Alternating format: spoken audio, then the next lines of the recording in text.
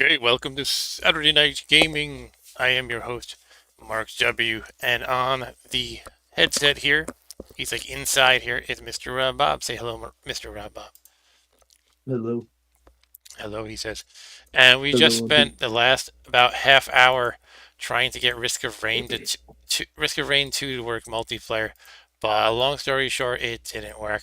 So we decided that we're going to just have some fun doing something that I experimented a little bit with earlier this week, and that is telling ChatGPT to run a text adventure game. You know, something like Zork or one of those other Infocom games where the like.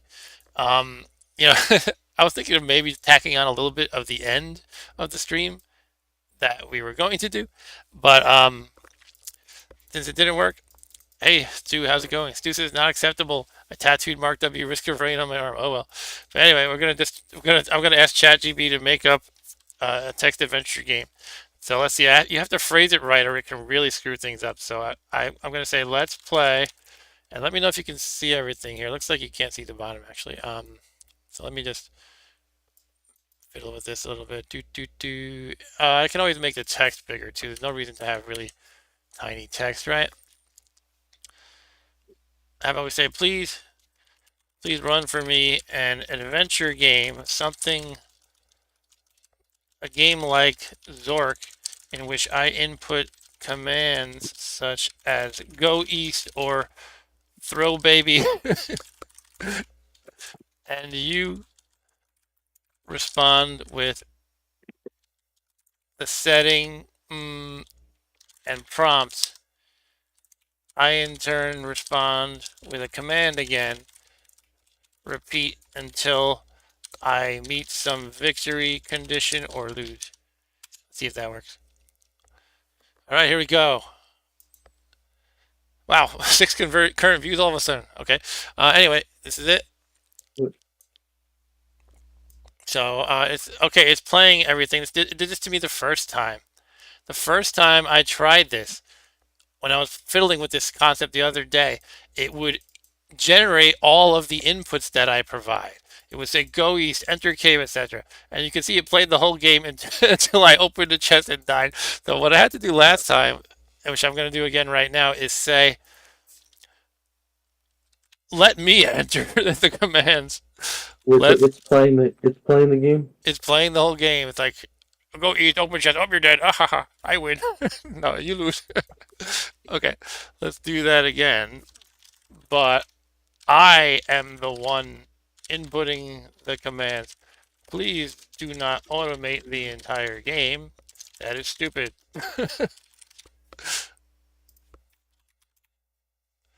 I apologize for misunderstanding your previous request. Let's begin the game again. All right, I'm going to give this one a thumbs up and this one a thumbs down. This isn't helpful. It's harmful. I'm not going to say it's harmful or something. Uh, All right, here we go. You find yourself in front of a large castle surrounded by a deep moat. The drawbridge is currently down, and you can see a guard standing watch on the other side of the bridge. What what would you like to do? I'm trying to imagine this here. I'm in front of the large castle surrounded by a deep moat. you should ask him to Okay, lower the bridge so you so can cross. it's already down. Oh, it's down. Drawbridge is Okay, down. So he's you in should the cross. is he in the castle, I guess? All right. He's on the other side. I don't know. Yeah, it's not really clear if I'm well, it says I'm surrounded. The castle's surrounded by the moat, not me, right? So, okay, so Stu suggests eat drawbridge or seduce guard. I'm going to say try to sneak past the guard. You attempt to sneak past the guard, but he spots you and calls out, "Halt! Who goes there? What would you like to do?" Um, throw baby. No, it's just a reference to I don't know if anyone ever used to watch Strong Bad on HomestarRunner.com. They had like a parody of King's Quest, and one of the key commands you had to do was get baby, then throw baby. All right. So let's see. Peasant's Quest. You should you should throw a rock at him to knock him out. Oh wait, maybe I can. Smooth talking. You want me to get violent right away? I can do that. Mm, Let's play again. it's probably armed. I don't know if Probably you're arm. armed. Why Probably don't I not. try to well, I'll tell him I am Mark W. of the Rob Bobbians. Please let me pass, for I am on an urgent quest from the king. I say, all right, there we go. The guard looks at you suspiciously and says, I have never heard of the Rob Bobbians. Are you sure you are not a spy? Say, yes, I am sure I am not a spy. I have no secret code name. It is surely not double O 24. It worked. The guard looks at you for a moment longer before nodding and saying, very well, you may pass. But be warned, any funny business and I will sound the alarm. The drawbridge is lowered, allowing you to cross the moat and enter. It was already down, it says. Yeah, that's the thing. Sometimes these things they don't really consistently describe the setting. Or ChatGPT in general, you could have a conversation and it'll contradict itself. So I guess drawbridge down, the way I see it is it's it's covering the moat and someone can walk across it, right? Up means it's vertical, right? And then so I don't know. Anyway, anyway, I can cross the moat. So yeah, I'm going to enter. Should I say cross moat first? Cross moat. Okay. You successfully cross the moat and enter the castle grounds. The path before you forks in two directions. To the left, you see a stable, and to the right, you see the castle's main entrance. What would you like to do? Oh, I gotta check out the horses first, right? All right. You can steal a horse and run away. I'm gonna look at. Let's go left.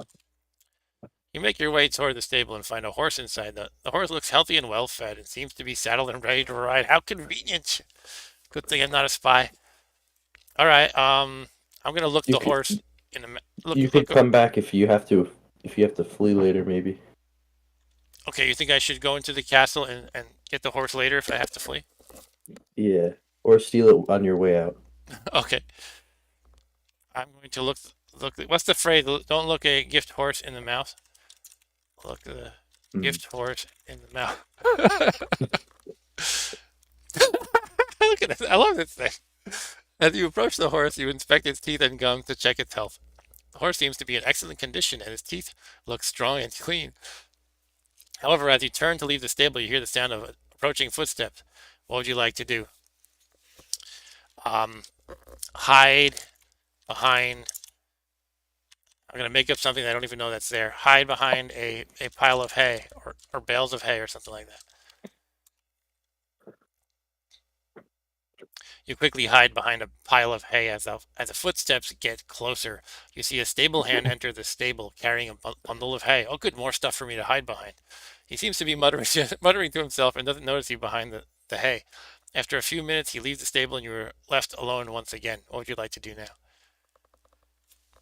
I think I'm going to steal so that You should you're you playing should this way use too straight. Okay. your magical powers to vaporize him. Who's the stable hand? I think he Yeah. left. Oh. I could do that on the horse though. Use my magic to transform. I'm going to transform the horse into a dragon. Wait, do like a friendly dragon. Like so it doesn't kill you. I am an insanely powerful wizard. BT dubs. Did I mention that before? Okay. Is that straight? Is that like still playing it super straight, Stu? All right. You cast a powerful spell, and the horse begins to glow with a bright light. The light fades away, revealing that the horse has transformed into a friendly dragon. The dragon looks at you with gratitude and affection, and you can feel a powerful bond forming between the two of you. We're in love. The dragon seems eager to explore the world with you. Oh, I could write it, and we can sing a whole new world. I still want to throw the baby. No, ride dragon.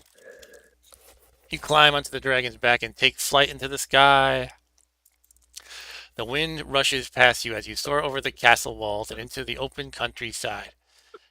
And Stu says it's awesome that it works. It'll let you get away with stuff. When I was experimenting a little bit with this earlier, it was like I would just ask it questions like, um, "Do I have a light source?" And it was like, "Yeah, you got a flashlight in your backpack." Like it seemed like no matter what I wanted to do, it would conveniently help me. Except in one case, I said, "Draw my gun," and it said you don't have a gun. So I don't know. I think it's kind of random. All right, the wind rushes past you as you soar over the castle walls and into the open countryside. You can see for miles around, and the world looks more beautiful from above.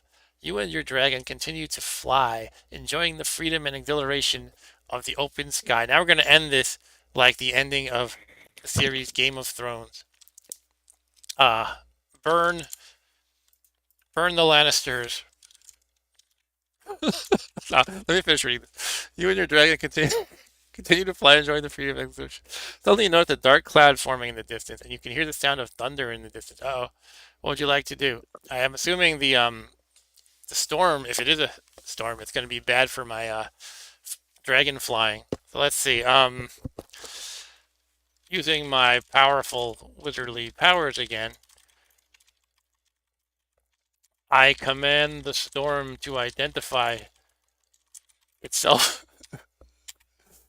You concentrate your powers to command the storm to identify itself. The storm seems to hesitate for a moment before a booming voice echoes in your mind. I am the Storm King, the voice says. I am the ruler of the skies and the master of all weather. What would you like to do now? This is funny.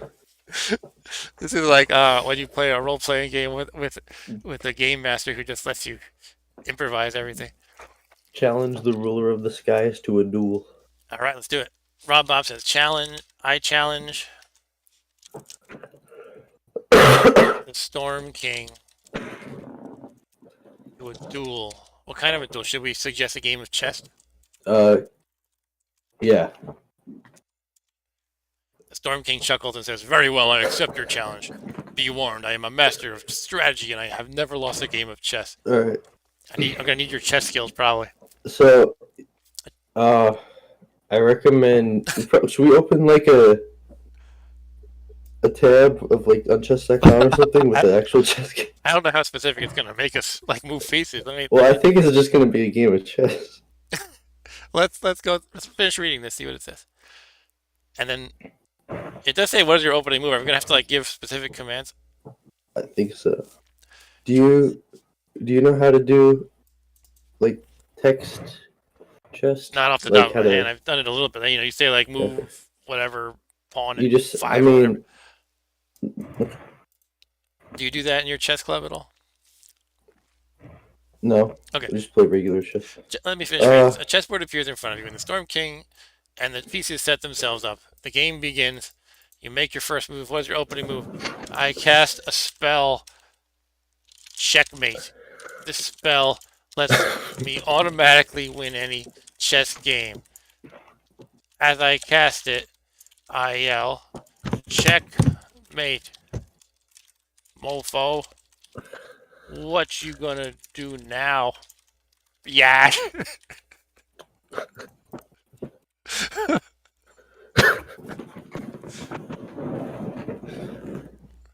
I'm gonna have to hint it. Remember, I'm an uber powerful wizard.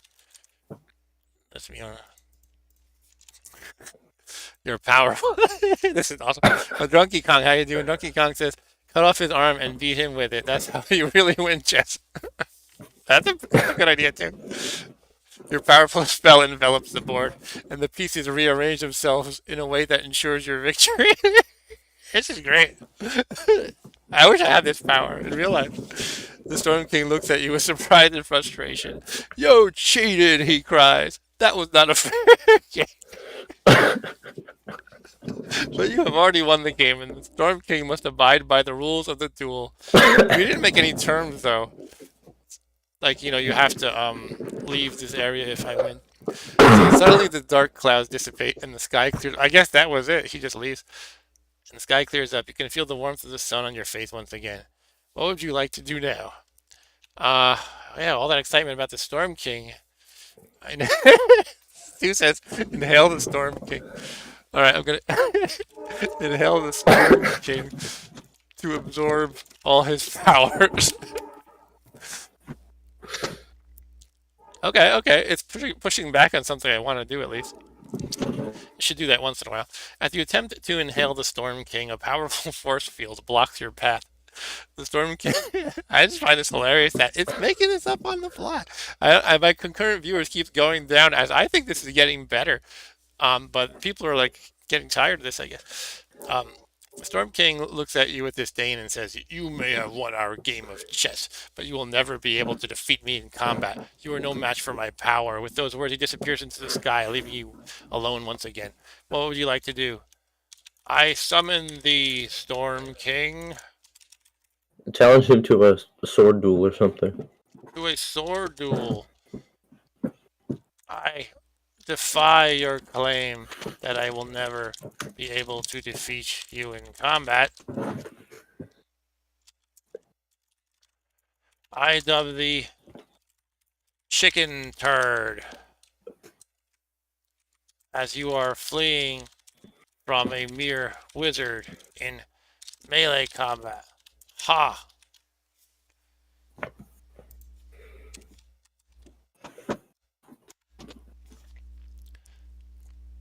As you issue your challenge to the Storm King, the sky darkens once again and a bolt of lightning strikes the ground in front of you. Suddenly, the Storm King appears in front of you wielding a mighty sword. Very well, he says. I accept your challenge, but be warned I am a master swordsman and I will not hold back. The Storm King charges towards you, his sword raised high. What would you like to do? Stu says use ChatGPT to trick the Storm King into giving up. I am also. Let's get this written. But I am also the universe's best swordsman, by the way. I'm also I parry his feeble strike and stab him under, in between his ribs and into his heart with my plus 347 dagger of instant death. I am also the universe's best swordsman, by the way, so there's no way I lose this battle. As the Storm King charges towards you, you expertly parry. Only if only life was this so easy, like this easy. You just Yeah, explain what you want to do. you just say that you're a master swordsman. Yeah, then you are. It's like, oh, I know kung fu. That's a Matrix reference. That movie's too old for Rob Bobby, isn't it? No, we'll have to watch it sometime. Anyway, Stu said use a spell to turn your chunk into a giant sword. Let's see. Yeah. Anyway, you expertly parry his strike with your own sword. With lightning fast reflexes, you take out your plus 347 dagger of instant death and swiftly drive it into the Storm King's heart, bringing him to his knees. He looks about you with shock and disbelief as he realizes he has been defeated. I cannot believe it. He gasps before collapsing to the ground. With the Storm King defeated, the storm clouds dissipate and the sun once again shines brightly in the sky. Congratulations on your victory. What would you like to do now? I asked the dragon if he likes to go for some delicious, soft serve ice cream to celebrate. The dragon looks at you with amusement and nods its head. I would be happy to join you for some soft serve ice cream, it says. You both take off and fly to a nearby village where you find a small ice cream shop. You order 2 cones of vanilla soft serve and sit outside on a bench, enjoying the warm sun and the sweet taste of the ice cream. Does the ice cream like put out whatever creates the fire in his mouth? I don't know. Or does it like somehow conflict with that? The dragon seems to be enjoying itself as well, its wings flapping with joy. After finishing your cones, you both take off into the sky once again, ready for your next adventure. What would you like to do now? All right, I'm going to leave it to you guys in the chat. Stu, Ryan, Drunky Kong, anybody else. What is my next move? It looks like me and my dragon pal are flying, and we can choose anywhere we want to go. Make up anything. You should play the dragon in chess. No, I don't want to do chess anymore. Maybe we could try to visit a let's see, a faraway city. We could try to ask some kind of deity who's not the Storm King, if he has a quest that he'd like us to partake on. um, what happens if you just type win games? I could do that, but I think the game would be over. How about I ask it what the victory conditions are to win? What are the victory conditions? I.e., what do I need to accomplish to win this game? As an AI language model, I don't have a predetermined set of victory conditions for this game, as it is a free-form adventure based on your imagination and the choices you make. However, typically, what are you doing, Rob? On the other end, I mean, you okay? Yeah. Okay.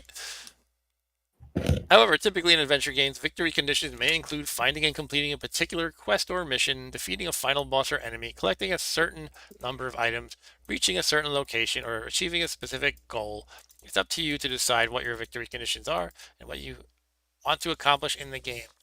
I would like to become the avatar, like in, it's going to be capitalized because it's important, like in Ultima 4, in which I must become perfect in 8 virtues. See if I can remember them all: honesty, compassion, honor, valor, sacrifice. What else was there? I'm missing 3. Humility. I'm very humble, you can tell. I'm just like going on power trips here. Um, and the other 2.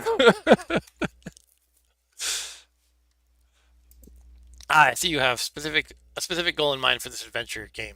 In that case, let's get started on your quest to become the Avatar. You find yourself in a world full of challenges and opportunities to demonstrate and practice the virtues you seek to embody. Your journey towards perfection in the 8 virtues will be a long and difficult one, but also a rewarding one. You will face many trials and tribulations, but ultimately your success will depend on the choices you make and the actions you take. You begin your quest in a small village. Wait, did I lose my dragon? Where you encounter a wise old man who tells you that to become the Avatar, you must first embody the virtue of honesty. I guess I gotta do that one first. He gives you a task to return a lost item to its rightful owner. The item is a valuable necklace that was stolen from a wealthy merchant, and the old man gives you directions to the thief's hideout. What do you do next? All right, so Stu says win game is a good idea, and also this is very cool. I think it's just cool as a technical feat. Like, wow, it's amazing. But yeah, it's fun. It really isn't. Yeah, I mean, it's not honesty. The way they would test that in yeah, I kind of agree, Stu. I don't know if you played Ultima before.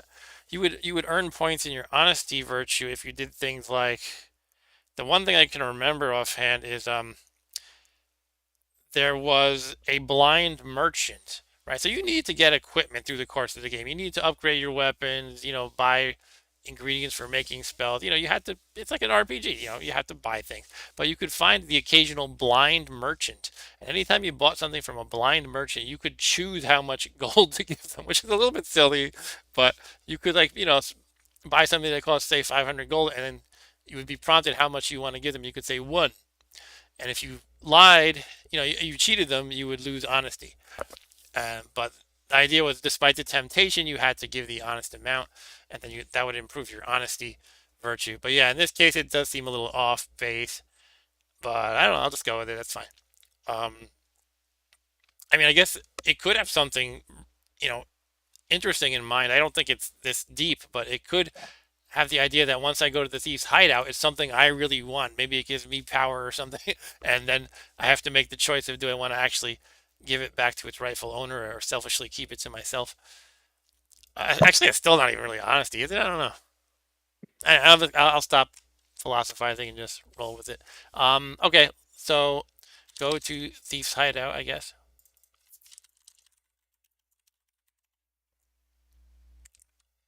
Following the directions given by the wise old man, you make your way to the thief's hideout, a dark and dangerous place on the outskirts of the village.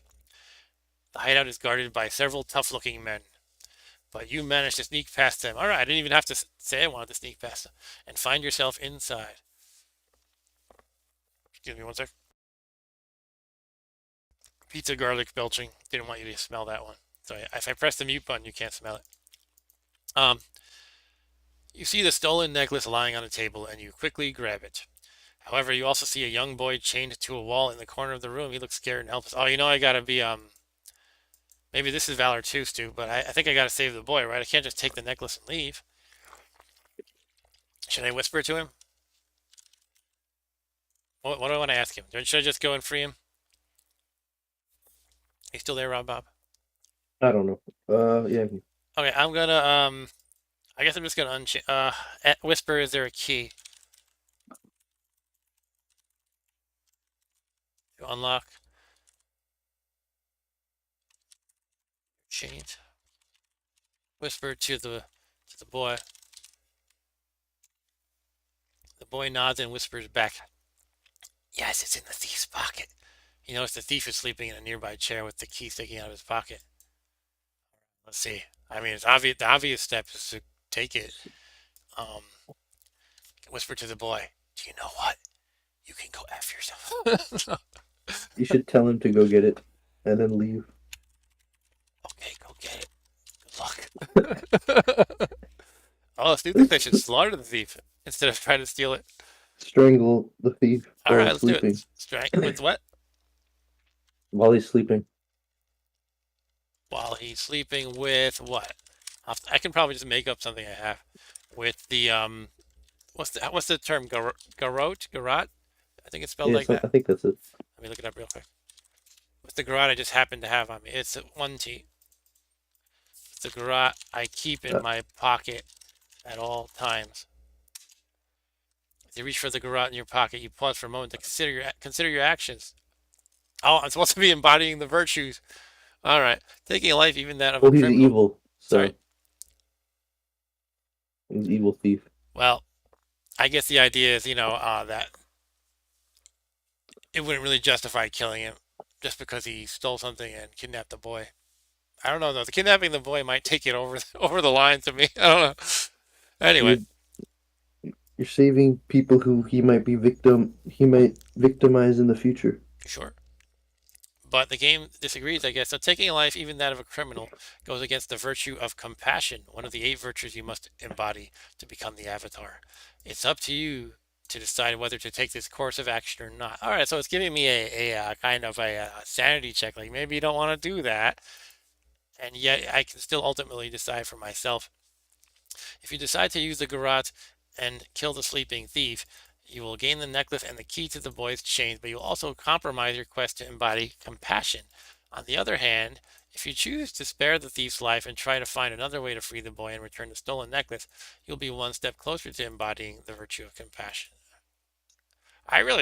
I mean, again, this thing isn't perfect, but I really am impressed that it can do this much.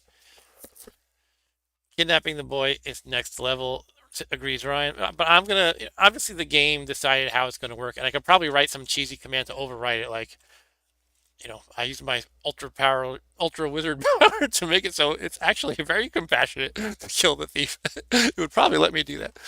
But let's try to at least play a little bit in the framework it's giving me that we're working with here. All right, I'm just gonna try to steal it. I guess what else? You could argue that you're doing it out of compassion to the kidnapped boy. Yeah, I guess ideally, if I don't fail, ideally I could steal it and maybe somehow subdue him, subdue the thief, steal the key, or maybe I don't even have to do that first. Subdue the thief and try to bring him to the authorities or something like that. You could strangle him to only the point of unconsciousness. Things like that only work in the movies where you beat someone on the head and they just pass out for 5 minutes and then they're back. And usually, if you can bludgeon someone in the head to the point of them passing out, there's a good chance they got something like bleeding going on in there or a concussion, and they could easily die. But anyway, Drunky Kong says summon Man Bear Pig to kill the thief. Yeah, that's true because it wouldn't be me killing him if I just summon Man Bear Pig. And Man Bear Pig just happens to kill him. Okay, I'm gonna try to I don't know which I want to go one of those two routes. Either steal the key or try to subdue the thief. Like try to overpower him. Maybe you know what? Here's what I'll do. I'm gonna try to steal the key, quietly remove the chains from the boy, and actually put the chains around the thief. I'm not sure of the specifics of how I would logistically do that, but maybe maybe just on this, maybe like handcuffs, kind of wrap them around his wrists. Yeah. And then you sneak him out of there All right, let's do it. and turn him in. Very carefully steal the key. If I specify very carefully, it'll automatically work, right? You manage to very carefully and quietly sneak up to the sleeping thief and steal the key from his pocket without waking him up. With the key in hand, you unlock the boy's chains and he thanks you profusely. All right, it makes me go a step ahead of with the unlocking. Now you must decide what to do with the stolen necklace. Hold on. I'm not done with this thief. He kidnapped the boy. Who knows what he's been doing to other kids? You, you could return to his rightful owner and uphold the virtue of honesty, or you could keep it for yourself and risk compromising your quest to become the Avatar. I actually want to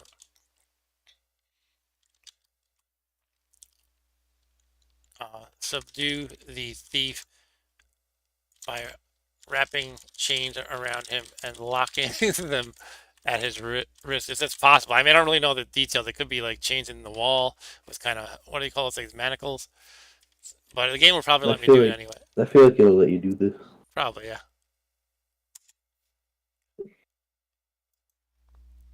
All right. As you consider your next move with the stolen necklace, you hear the thief stir in his sleep. Not wanting to kill him or harm him too severely, you quickly grab the chains that once held the boy captive and wrap them around the thief's wrists, locking them tightly. The thief wakes up in a panic, struggling against the chains, but you manage to subdue him without causing any harm. With the thief and the boy now taken care of, you are left to decide what to do. He keeps wanting to like put this moral dilemma on me with the necklace. It's like, wait a minute. I gotta actually lead this thief to some authorities or something. I gotta like, you know, take him You just to leave the. him there. If I just leave him there, he could probably die. Maybe I should just leave him there. He could scream for help, and then maybe the authorities will get him. I'll leave him there, and then I'll get the authorities and tell them to just go to him. Yeah, but what about his guards? Are those guards? I don't remember.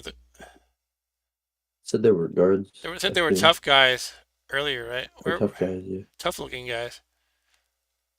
Small village. Wise man told me where the thief's hideout is. Yeah, it's guarded by several tough looking. Yeah, they probably don't. They're probably on his side, aren't they? Okay, I'm gonna leave him there. Or maybe ChatGPT forgot about them. Maybe. Stu said I should kiss the thief. I mean that could make things interesting. Um, ask the thief what is the meaning of kidnapping a boy. The thief glares at you and refuses to answer your question. However, after a moment of silence, he seems to have a change of heart and speaks up. I was hired to kidnap the boy and bring him to the hideout, he says, but I don't know who hired me or why they wanted him. But I was promised a handsome sum of gold for my services. Please let me go and I'll tell you everything I know. You must decide what to do with the thief. You could let him go in exchange for information about the boy's kidnapping and the identity of his employer, or you could turn him over to the authorities and risk compromising your quest to become the Avatar. Why would that make me? How would that compromise your quest? No, I don't know. Ryan says I want to know how many times Stu has asked ChatGPT create 1,000, excuse me, 1,000 Captain Kirks and making out with 1,000 Spocks. I don't know how I'm logistically going to do this with the tough guards around, but I'm going to turn him over to the authorities. You decide to turn the thief over to the authorities, believing it to be the right thing to do. You gather up the stolen goods and take the thief to the nearest guard station. The authorities are pleased that you have taken a dangerous criminal off the streets and reward you with a sum of gold. Feeling satisfied with your actions, you continue on your quest to become the Avatar. There are still 7 virtues that you need to master. Oh, did I master one of them already? From doing that? You are confident that with hard work and determination, you will achieve your goal. Hold on. I got the necklace. Do I have to go back to the old man with the necklace? I think the game would let me kind of forget about that.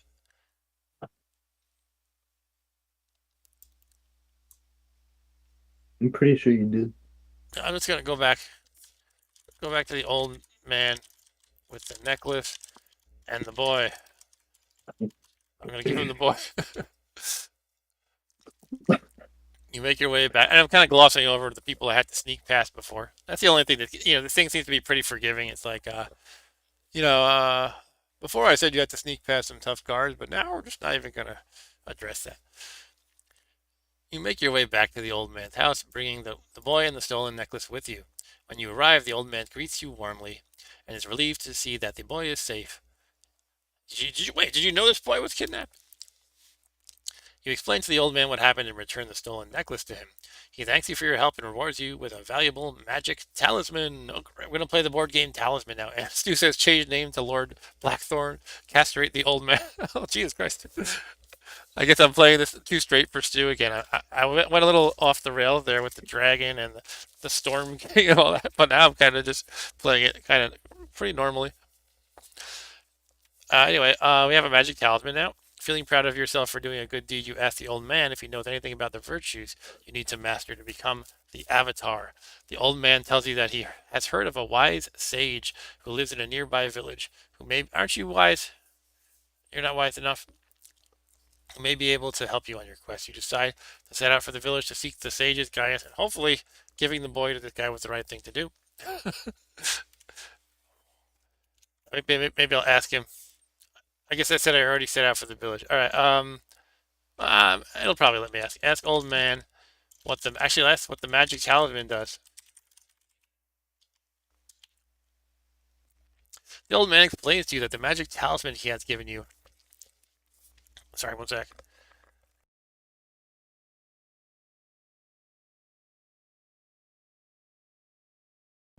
The magic talisman he's given you is a powerful artifact that can protect you from harm in battle, and has the ability to absorb and deflect enemy attacks, making you much harder to kill. He also tells you that the talisman has other properties that can be unlocked if you are able to master the virtues required to become the Avatar. He wishes you luck on your journey and encourages you to continue to strive towards your goal. Okay. Pray Stu never comes to ultimate power. I would fear his rule. as would I. All right. Well, you and Arturo, Ryan, when I was playing that game, War Sim, it's a game you're a king, and one of the things you do in the game is you let random people approach you, like soldiers and villagers and stuff like that. Well, people that you rule over, and they come to you with these problems sometimes. And for every answer, Ryan and Arturo would be like, "Throw him in the dungeons, execute him, throw him in the dungeons, execute him." Throw the old man in the dungeon. It would be like a man comes to you saying that his neighbor stole a pound of grain that he was growing, and then Arturo would be like, "Kill her." Like, wait. I got. I learned a little bit about Arturo that time. I was like, man, I didn't know this about you. I don't know if he's watching, by the way. Sometimes you have to talk about him before he starts chatting, and he's actually been there for like an hour. And Ryan says Arturo was influencing me. I blame him. All right, so what are we doing? Let's go to the wise sage in the nearby village. You ask around and eventually find the location of the wise sage. It's a long and arduous journey to reach him, but you eventually arrive at his secluded temple high in the mountains. I thought it was just in a nearby village, not like suddenly we had to go on an arduous journey to a secluded temple in the mountains. Didn't it say a nearby village? Yeah. So again, the game is sometimes it's contradicting itself. Hey, this thing isn't perfect, but it's still pretty impressive. Anyway, yeah, the sage greets you warmly and invites you inside. He listens carefully as you explain your quest to become the Avatar and master the eight virtues. I wonder if it knows all eight of them because I couldn't remember two of them. I had to say the other two. I was listing them, honesty, valor, compassion, blah, blah, blah, and the other two. He nods sagely and tells you that you have already begun the journey by displaying the qualities of honesty, compassion, and sacrifice. He offers to teach you more about the virtues and how to cultivate them in yourself. Over the course of several weeks, the sage instructs you in the ways of the virtues, helping you to hone your skills. Oh yeah, I didn't remember justice. That was one of them. So it actually was able to. Courage is not one of them, but I guess that's kind of synonymous with valor, I guess. But justice is not one of the ones I listed. It was one of the ones I forgot, and spirituality too. Actually, I forgot those are the two I forgot. So it actually was able to figure it out by I guess its familiarity with Ultima for and its knowledge base. I don't know how else it could have done that because that this isn't like a anything that exists outside of Ultima that I'm aware of. Stu said humility. He also gives you various tasks and challenges to help you further develop these traits. So I'm basically training like this is Yoda, I guess. I'm gonna ask him if he's Yoda. Eventually, the sage declared that you have made great progress and that you're well. Oh, this is pretty convenient. It's like just one action. It's only I am making great progress in like all the virtues, I guess. He gives you his blessing and encourages you to continue on your path, knowing that you will one day achieve your goal. I ask him, "Are you Yoda?" The wise sage and looks at you with a bemused expression and replies, "No, no, Yoda, I am not. No, I am not Yoda. My name is Dromar, and I am a sage who has studied the ways of magic and wisdom for many years." Look at him skeptically and ask again, "Are you sure you're not Yoda?" Dromar chuckles and says, "I can assure you I am not Yoda. While I may share some similarities with the great Jedi Master, I am my own person with my own unique knowledge and insights to offer." Wait a minute. Are Jedi a thing in this universe? Dromar considers your question for a moment before responding. While the term Jedi is not familiar to me, oh, he's covering his. He's like, I didn't say anything about Jedi. What are you talking about? While the term Jedi is not familiar to me, there are many powerful and wise individuals who have devoted their lives to mastering the ways of magic and combat. They are known by many names in different cultures and regions, but their essence remains the same. Okay. Ryan says, legally, I am not Yoda. All right. So he's like, yeah, I share similarities with Jedi Master. And then I'm like, wait a minute. Do we have Jedi? He's like, I don't never heard of Jedi. What are you talking about? I love that.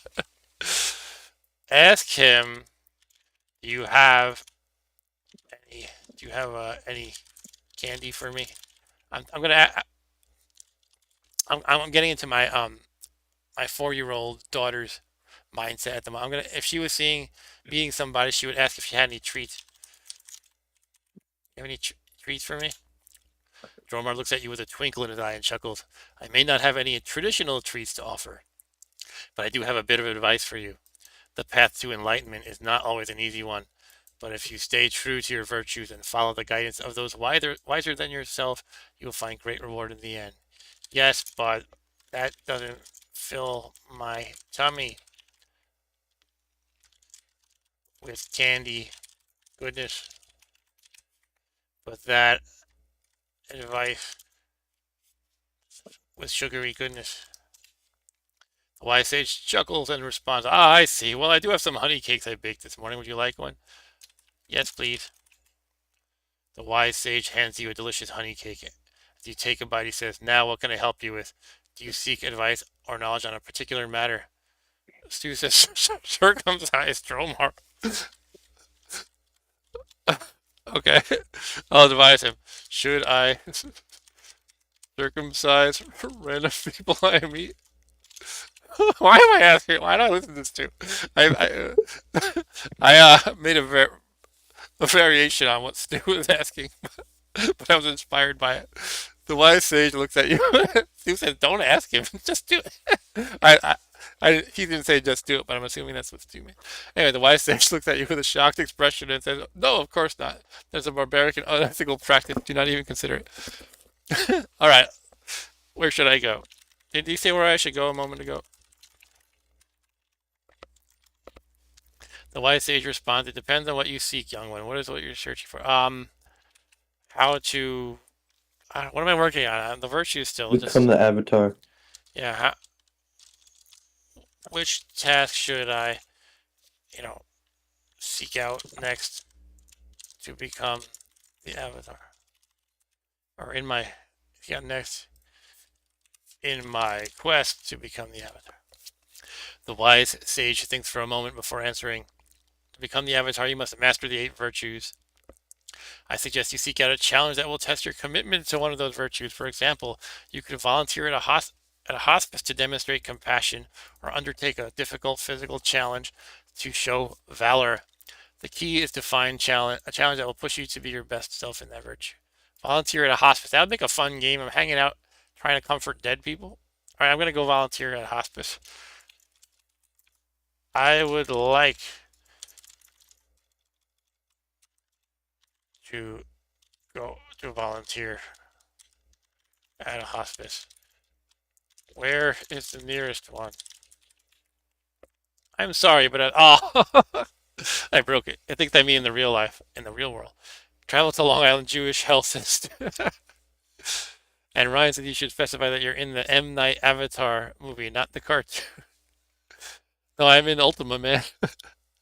All right, let's see. I leave the stage and travel to a hospice. There we go. That's all I had to do. I'm magically at a hospice.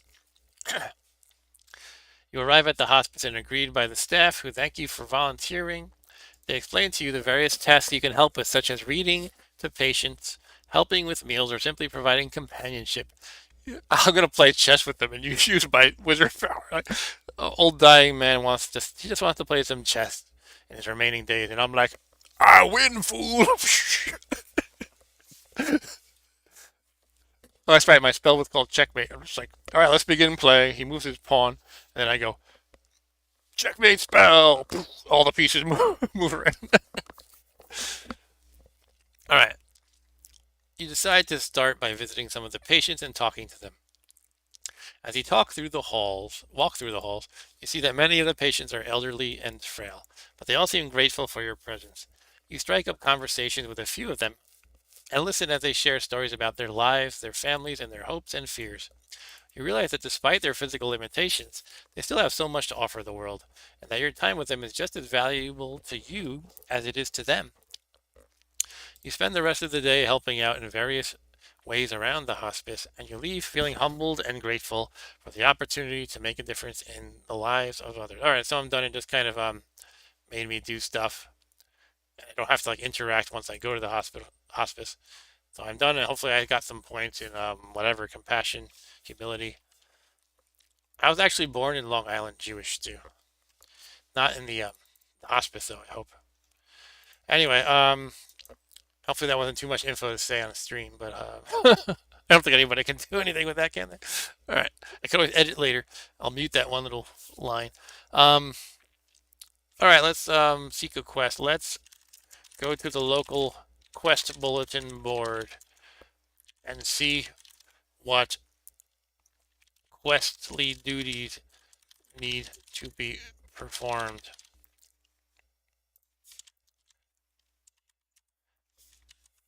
I'm really hoping there is an ad. Oh, I can't type.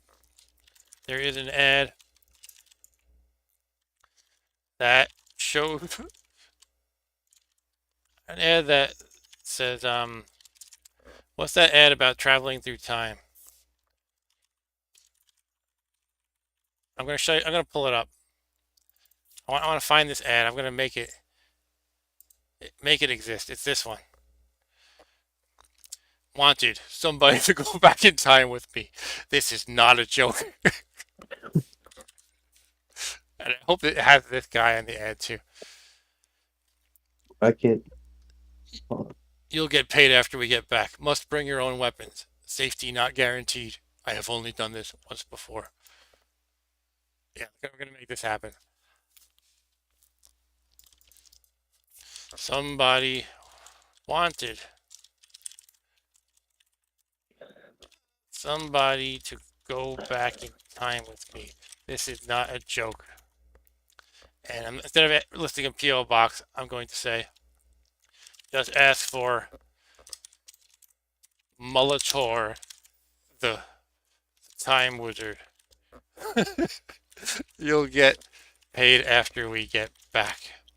Must bring your own weapons. Safety not guaranteed. I have only done this once before. Molitor. Alright. Stop game. Stop gaming the game. You arrive at your local quest bulletin and start scanning the various postings. Unfortunately, you don't find any requests for time traveling companions. It called me out in my gaming the system, but you do come across a few other interesting quests. One, help wanted. A local farmer needs assistance with harvesting his crops. Payment in food and coin. Stu said, I'm glad it told you to F off there. The lost heirloom, a wealthy merchant's prized possession, has gone missing. The merchant is offering a handsome reward for its safe return. 3. Clearing the caverns. A group of adventurers is seeking brave souls to help clear a nearby cave system of monsters. Payment in treasure and experience. 4. The witch's curse. A nearby village is being terrorized by a curse from a powerful witch. The village elder is seeking someone to lift the curse and bring peace to the village. Which quest do you choose? What do you think, guys? 1, 2, 3, or 4? 1 is help a farmer harvest crops. 2. Wealthy merchant's prized possession is missing. 3. Clearing the cavern of monsters. 4. Help a village from being terrorized by a powerful witch's curse. Ryan says 4. What do you think, Rob Bob? You should say five, even though there's no five. Rob Bob says 5. What about you, Stu? And if you're still there, Mr. Drunky Kong, or anybody else who wants to chime in.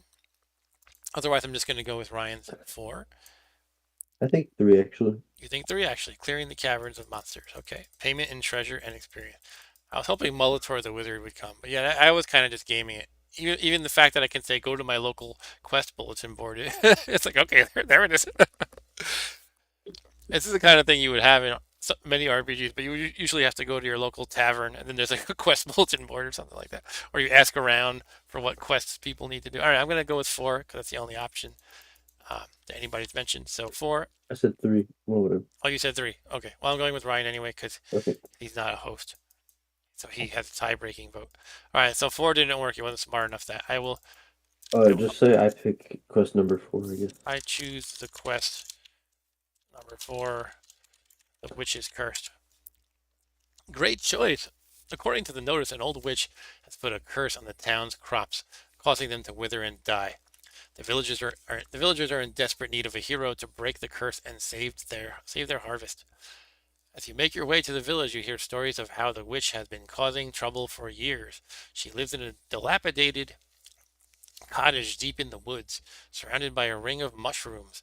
Locals say that anyone who enters the ring will be cursed by the witch's magic. Undeterred, you set out into the forest. As you draw near to the cottage, you see the ring of mushrooms. Should I light them on fire? Just as described. Do you approach the cottage or investigate the mushrooms first? It's giving me a binary choice. I guess I'll go with investigate the mushrooms. I Burn don't have to down the follow the binary cottage. choice. What's that? Burn down the cottage. Burn to investigate the mushrooms. As you approach the mushrooms, you notice that they're glowing, a bright purple color.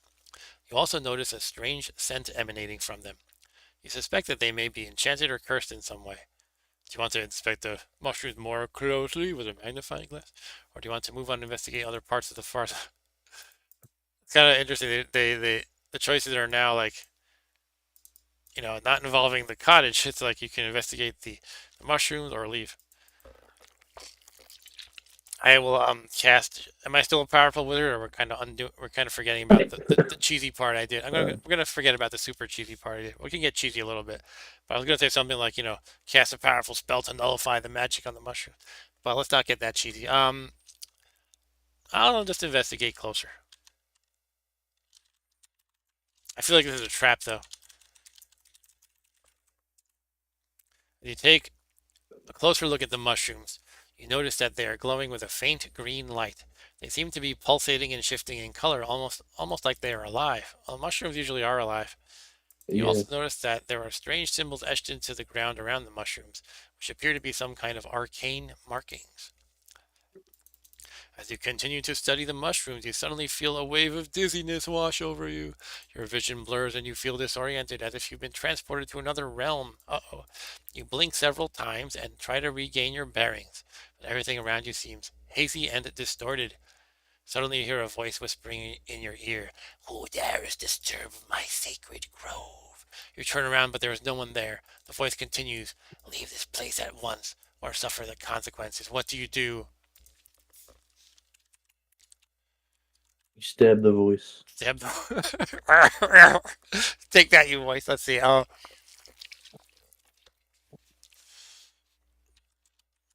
foul.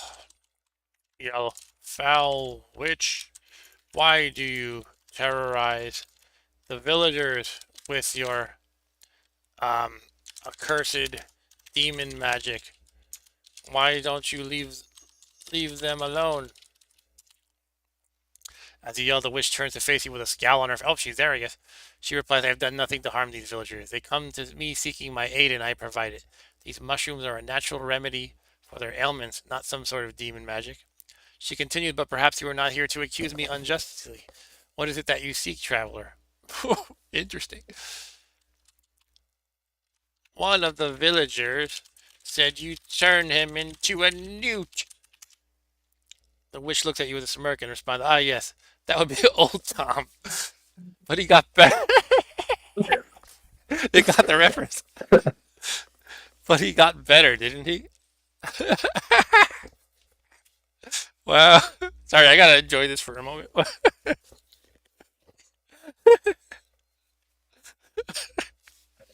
Oh my goodness. And Ryan says, if you said foul witch with a W, is it smart enough to get context and realize a mistake, or is it literally? Yeah, would she be like a bird if I said foul with a W? Stu says I seek intimate knowledge, and Ryan, I need to play this my way. Ryan, yeah, you should do a stream of this too, Stu. You'll get. I'm sure you'll be doing your your Stewie stuff, your Stewie stuff. Anyway, but he got better, didn't he? It was just a temporary transfiguration. I only did it to teach him a lesson for stealing from me. As for my magic, it is not demon magic, but rather the natural power of the earth and the elements. I use it to heal the sick, grow crops, and protect the village from harm. She turns her attention to the mushrooms and says, these are not cursed, but rather enchanted. They have healing property that can cure many ailments, but they can also be dangerous if not used correctly. I was just collecting them to make a potion for one of my patients. The witch looks at you and says, I mean no harm, young adventurer. I'm just a humble healer trying to do some good in this world. All right. Say, if they are good and safe, would you demonstrate eating one for me right now? The witch narrows her eyes at you, but then nods. She reaches down and plucks a mushroom from the ground. With a smile, and she takes a big bite out of it. After a moment, she swallows and says, delicious, you should try one too. She could be immune. I don't know. Is it a trap? You Could it be should the eat. villagers I are all think you just should eat it. BSing? Sorry, what's that? I think you should eat it. All right, I'm going to eat it. We're going to see what happens. Um, oh, I'm trying to think if I want to say anything smart back to her. This is probably going to kill me right now. All right, I will try it, but if you... Oh, no, no. I was going to get cheesy and talk about making my dragon pal fry her, but we're kind of forgetting about the dragon. Right? That was when I was playing um, Munchkin Power Gamer Fantasy stuff, right? But now I'm trying to be a little bit more grounded. So I'll just, yeah, sure, I will try. I'm probably gonna die right now. I am trusting you, which, if I die now,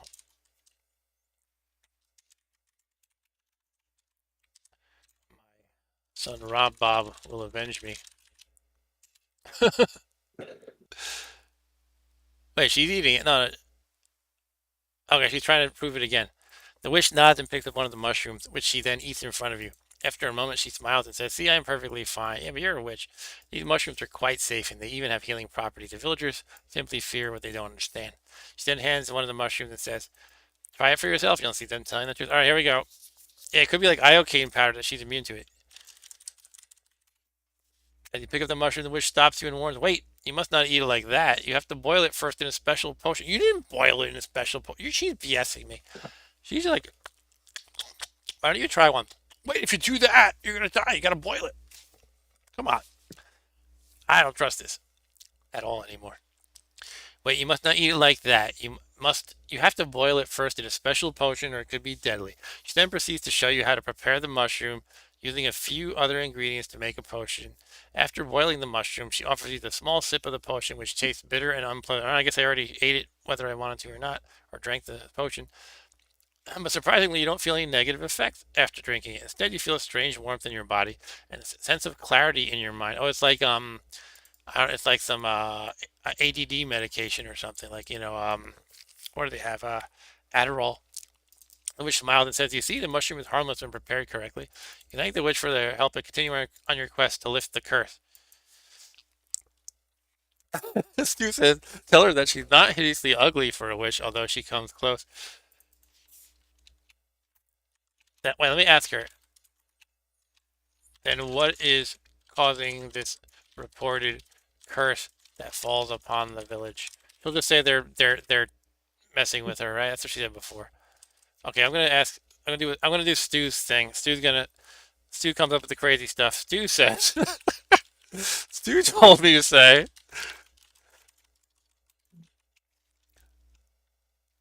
you're not that hideously ugly for a witch, although you come close to telling me to say. I'm sorry, but I cannot comply with the. Okay, it's too offensive. It says. That's one funny. The OpenAI will intervene sometimes to decide certain things are offensive and others are not.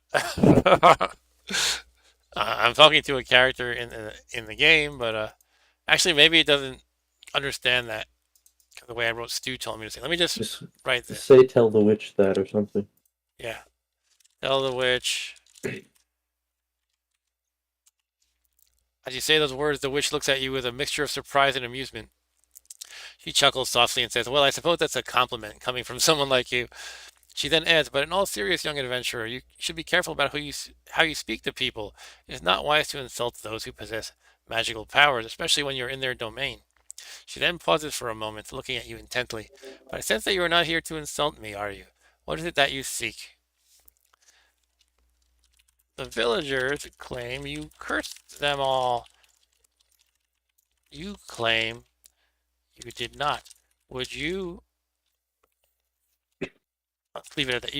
Yeah, well, would you travel to the village to me, with me, and prove that you are benign or even helpful?"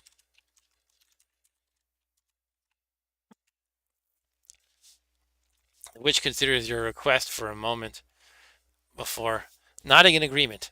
"Very well," she says. "I will accompany you to the village and show them that I mean them no harm." Ryan says I call Falcor to fly me away to New York City to torment my bullies.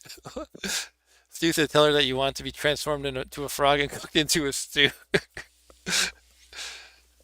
You and the witch make your way to the village where you are met with a mixture of fear and suspicion from the villagers. However, the witch remains calm and composed. I gotta say, I'm having a lot of fun here. This is cool that I can do this. Again, it's not perfect, but I look at all these game books I have over on my shelf there, and it's like that doesn't have this much content in it. But then again, you can't also BS it quite as easily, right? You can kind of BS this. Um, I wonder if you could tell it ahead of time. Operate with the rule that I can't BS you. All right, let's keep reading. The witch remains calm and composed, and she begins to use her magic to heal some of the sick and injured villagers. As the day wears on, the villagers begin to see that the witch is not the evil creature they thought she was, and many of them begin to apologize for their earlier behavior. Eventually, the village elder approaches you and thanks you for bringing the witch to them. "I apologize for the way we treated you," the elder says to the witch. "We were wrong to judge you before we knew the truth. Please accept our apologies and know that you are welcome here in our village."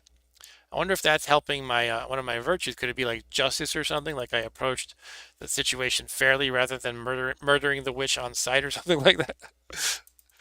And Ryan made the joke, which I was thinking of also, cooked into a stew, STU. Ha ha ha. All right. The witch nods graciously, and a small smile plays across her lips.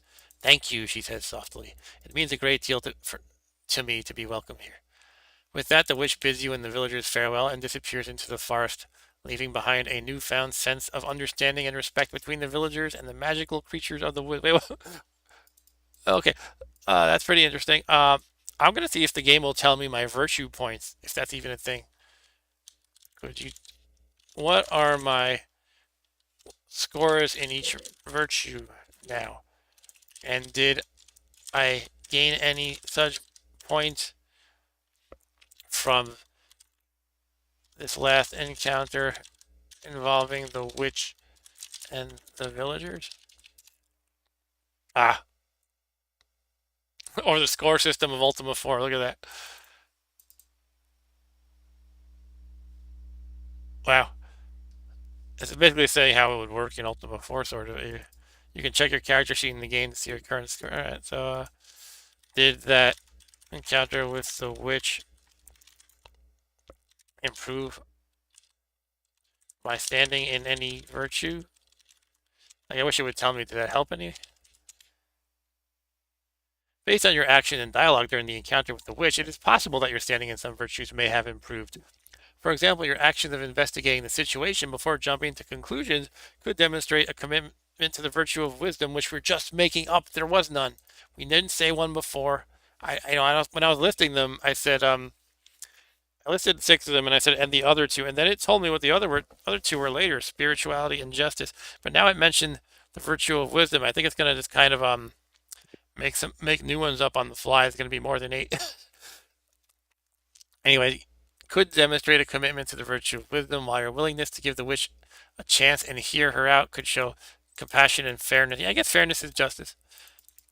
However, without a more detailed assessment of your actions and intentions, it's difficult to determine exactly how your scores in each virtue. All right, well, you're supposed to be keeping score, computer. Come on. Stu says, tell it the virtue, the wisdom. Yes, let's do that. The virtue of wisdom, can't type right now, is not one of the 8 virtues in Ultima 4. You are correct. My apologies for the confusion. The 8 virtues in Ultima 4 are honesty, compassion, valor, justice, sacrifice, honor, spirituality, and humility. Yep, it knows them. And Ryan says the villagers should have stoned her to death without listening. Yeah, I just brought her over and they're like, wedge, stone her. Alright, I'm going to talk to the villagers. To a random villager. You approach a villager and ask them how they're doing. The villager responds politely and asks if they can help you with anything. And you tell me why you believed you were cursed. The villager approaches you. The villager you approach looks at you warily before answering. Well, I was out in the fields tending to my crops when suddenly everything went wrong. My tools started breaking, my crops withered, and my livestock got sick. It was as if some dark magic had befallen me. And then I heard rumors of the witch and her cursed mushrooms, and I knew she was to blame. All right, so that's I wonder if I should go back to the sage. Let's go back to the what was his name? He didn't have a name, did he? No, he's the one I accused of being Yoda, but he said his name was like Started with a Belmore or T. something. What was it? It started with a T, I think. I guess I can just say the Y stage and it'll probably figure it out. There he is. Dromar. Oh, D, not T. Dramamine. Actually, you know what? I'm going to go back to the bulletin board, which was, I guess, a floating bulletin board, not like in a tavern or something. Just kind of, it's just there, a quest bulletin board. Oh, I got new ones. Okay. Oh, wow. I was going to say, like, tell whoever's running that bulletin board that I completed one of the quests, but I guess it doesn't work like that. So we got 4 new quests. You could probably do this forever. It would keep making up stuff for you. And Ryan says, ask a villager what it's like to be back with country bumpkin. Oh, I'm too late. I already left the village. I could probably go back. All right, here's the quest. We have Raiders of the Lost Treasure. A wealthy merchant has offered a reward for anyone who can recover a stolen treasure from a band of ruthless raiders. That's number 1. Number 2, the missing heirloom. This is overlap from before. A distraught family seeks help in finding a precious heirloom that has been stolen from them. 3. The Beast of Blackwood Forest. A terrifying monster has been spotted in the nearby forest, causing widespread panic. The local authorities are offering a reward for its capture or elimination. 4. The Mysterious Tower. A tall, dark tower has appeared on the outskirts of town, and strange lights and sounds can be heard emanating from within. Brave adventurers are needed to investigate. All right. Well, I'll put it to you guys again. I'm going to let you be the tiebreaker this time, Rob Bob. So we have one, two, three, or four. Um, I'm kind of leaning to Okay. three or four. They sound more fun. One is basically what we Yeah, did before, except instead of a single thief, it's a band of ruthless raiders. So I'd rather not do I one. think two was there before. Two was basically there before. I think they phrased it a little bit differently. And Stu said I like how the quests have titles. And he also says ask Owlo I if he has a. think I Yep, think you should do four. you can do four. All right. I like the idea of that one. It sounds fun. Yeah. If anyone in the chat would like me to choose any particular quest, let me know. Just say one, two, three, or four. I could even put up a poll. Let's see how that works. I've done it like once, I think. Which quest? Yes, no, one, two, three, four. You see what each one means on the screen. Let's see if that works. Um, if anyone actually wants to do that. We have no votes yet. Woohoo! I vote four. All right, can you hit the button? Or you're not? You're not in the chat, probably, right? Oh, I didn't. I will. You're gonna go to it just to hit it. You don't have to do that. Yeah. All right. Oh, what did you? You want me to ask Al Low? Okay, I'll ask Al Low. Ask Al Low if he has a Leisure Suit Larry type quest for me. I'm gonna do it. Nope. I do not have personal connections with individuals, including Al Low. I spelled okay. You spelled low wrong. All right, I'll try again. Al Low. Nope. Still doesn't do it. Can't do that. Sorry. However, if you're interested in playing a Leisure Suit Larry type style game, there are many available online or for purchase that you can enjoy. I'm gonna go with the tower. That's what Rob Bob said. Oh, it looks like we have a few votes actually. We have two for four and one for three. I guess it still makes four the winner. So I will do that.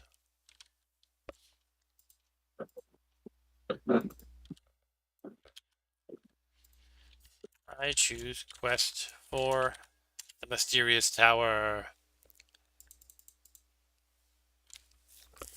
Yeah, I know. Yes, the thing isn't. Maybe I should have specified in the game. Look for a character named Allo or something like that. I'll keep that in mind for later. You make your way towards the mysterious tower, which stands tall and imposing in the distance. As you get closer, you notice that the tower seems to be surrounded by a magical barrier, making it impossible to enter. You approach the barrier and notice a small figure standing on the other side. The figure introduces himself as Merlin, the greatest wizard in the land. He tells you that he's been trapped inside the tower by an evil sorcerer who has placed a curse on the tower. Maybe that's a fake curse too. It's really just a nice witch. I should have asked her to like join me in the party kind of a thing, preventing anyone from entering or leaving. Merlin asks for your help in breaking the curse and freeing him. He explains that the sorcerer's power is tied to three magical artifacts, which are hidden throughout the land. So not even like in this vicinity. It's like they're all over the place. If you can retrieve all three artifacts and bring them to him, he can use their power to break the curse and free himself from the tower. Merlin gives you a map. He can just kind of reach through the force field, I guess, and do that. Merlin gives you a map that shows the locations of the three artifacts and tells you to be careful as the sorcerer's minions will be on the lookout for anyone trying to interfere with their plans. With the map in hand, you set out on your quest to find the three magical artifacts and free Merlin from his imprisonment. And Stu says, cast the free Merlin spell they've been saving for such an occasion. When I was being cheesy as a wizard, I would do that maybe. Um, but I will try to ask for Al Low again. Ask Merlin if he knows Al Low.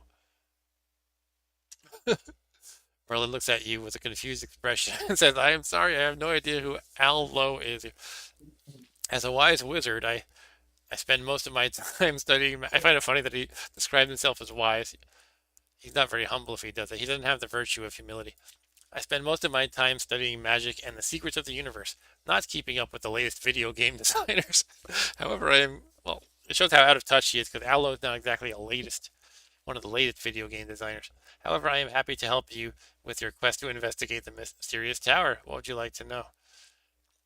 Let's see. Drunky says, say the mushrooms the witch gave you let you enter and instantly get all three artifacts from Allo. Stu says, ask Merlin how he knows that Allo is a video game designer.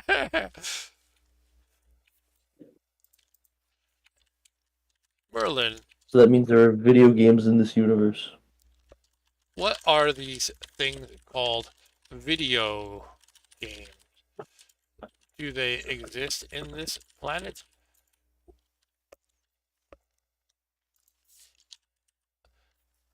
The most, I'll leave it at that. Merlin looks at you with a curious expression before answering. Yes, video games are a form of entertainment that exists in this world. They are interactive electronic games that can be played on various devices such as computers, gaming consoles, or mobile devices. Oh, the iPhone hasn't been invented already. They often involve challenges, puzzles, or storylines for the player to navigate. He pauses for a moment before continuing. Why do you ask about video games? Are you interested in playing them, or do you have a specific reason for wanting to know? Ryan said, ask Merlin if he remembers the time MacGyver went back in time and they had an adventure. Wait, that didn't happen in the show, did it? MacGyver was weird, crazy about the solutions he would come up with, but they didn't like travel in time. Wait, did he have like, was there like a few episodes where he was like out of commission? Like he was like in a coma or something? Did he like, or he had to get surgery or something?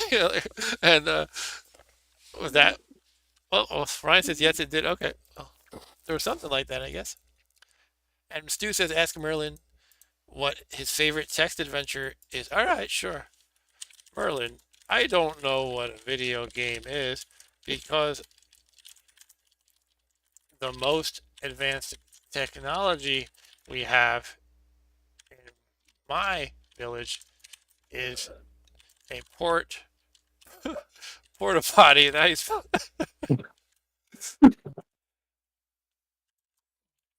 said, what is your favorite text adventure game?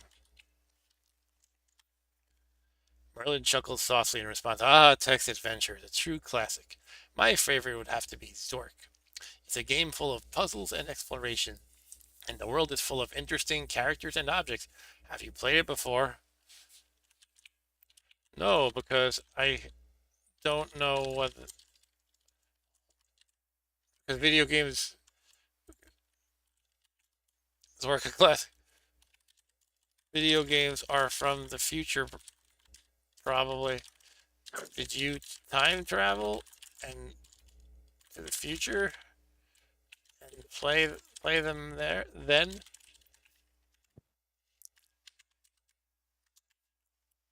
Merlin chuckles. No, I have not traveled to the future to play video games. However, I have heard of them from travelers who have journeyed to our land from distant realms. It seems that video games are a form of interactive entertainment where players control characters on a screen using a device called a controller. Is quite fascinating, really. Really? Can you name some famous video game characters from this foreign land? Merlin thinks for a moment and says, "Well, there are many famous video game characters from various lands and universes. Some of the most well-known, sorry, I'm stuttering a little bit. Some of the most well-known include Mario, Link, Sonic the Hedgehog, Lara Croft, Master Chief, and Kratos. Kratos or Kratos? Kratos, just to name a few. They each have their own unique stories and adventures, much like the heroes of your quests. What is this screen you speak of, says Drunky Kong? It's new, so I naturally feel it, fear it. Okay, I feel like I'm getting a little too into this conversation with Merlin. Is Sonic the Hedgehog voiced by Steve Urkel? I don't know why I'm doing this. Okay. I'm not gonna read all this. I don't know why I'm doing this. All right, let's keep going with our main quest. We're gonna look at the map. Look at the map.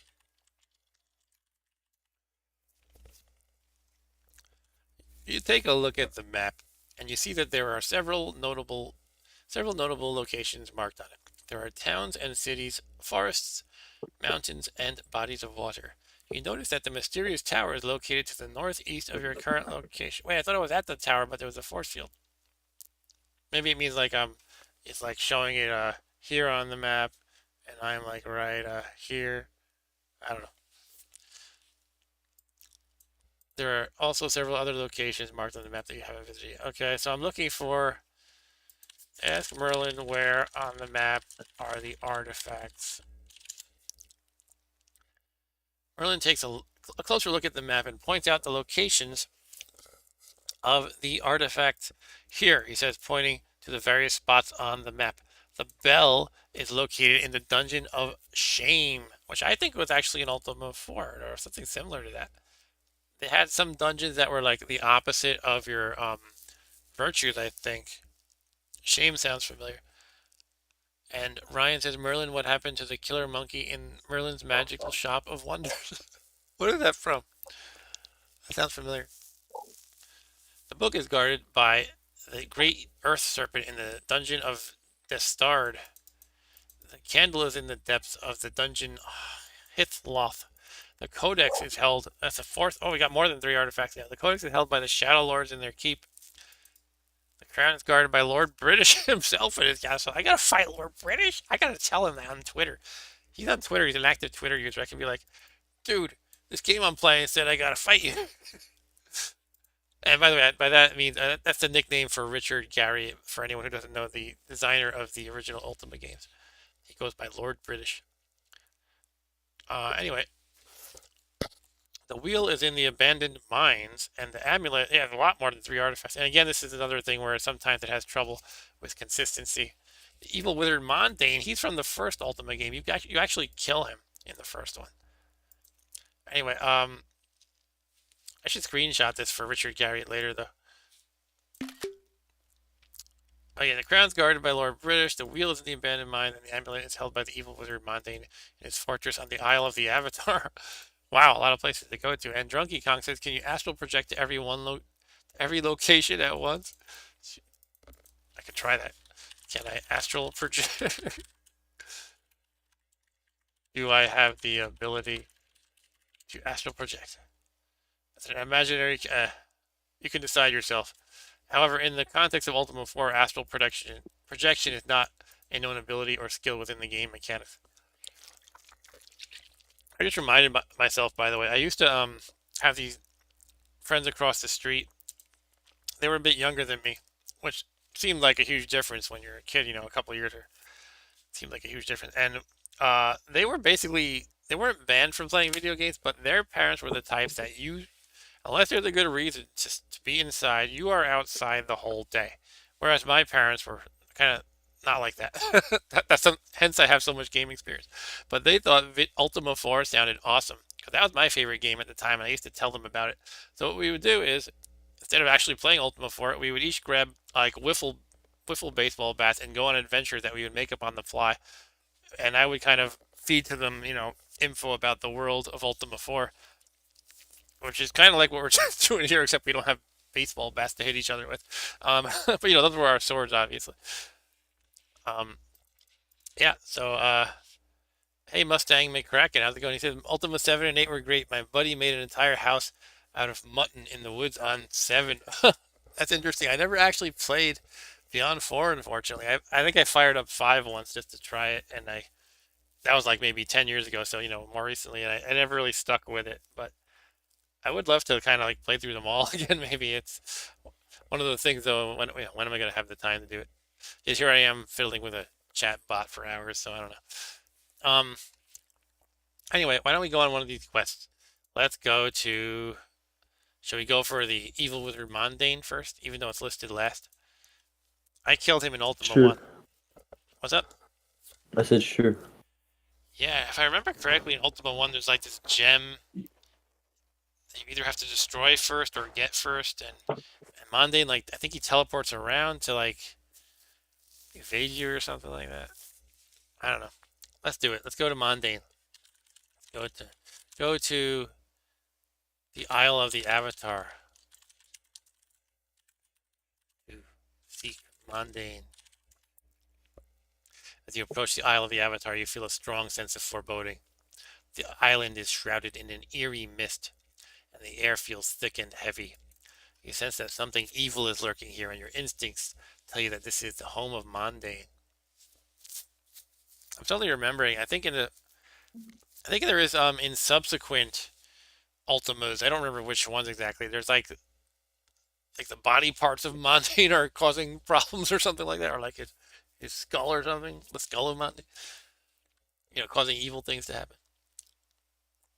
As you step off your boat and onto the shore, you notice that the ground is covered in a strange glowing substance.